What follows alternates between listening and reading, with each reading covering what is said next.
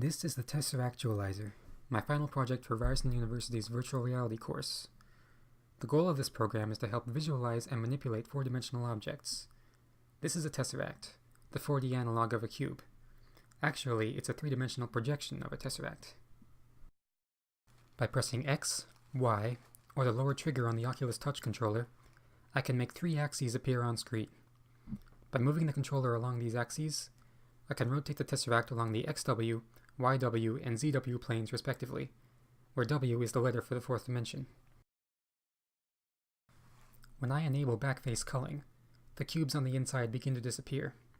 This is because the larger cubes are in front of the smaller cubes in the fourth dimension, and if the tesseract were opaque, it would be obscuring the smaller cubes. Similarly, if you looked at a normal cube head-on, you wouldn't be able to see its backface unless it were transparent.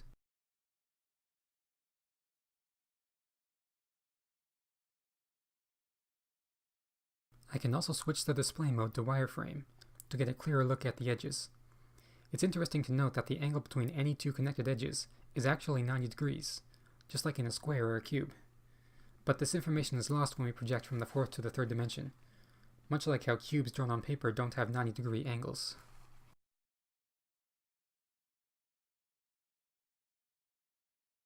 I can switch the projection mode from perspective to isometric. With perspective projection, objects further away appear smaller, but this is not the case with isometric projection. With isometric projection, it is easier to see that all cubes are actually the same size, even if they're still a bit warped.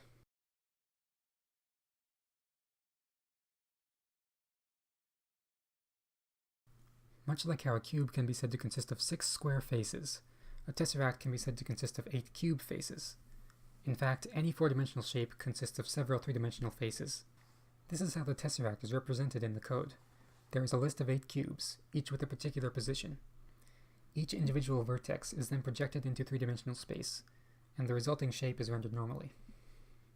Unfortunately, this approach was very difficult to generalize to shapes more complex than a tesseract, such as the 5-cell, which is made of tetrahedrons. It is far from trivial to determine the correct position and orientation of each three-dimensional face. This is why the only two shapes are a tesseract on the right and a normal cube on the left.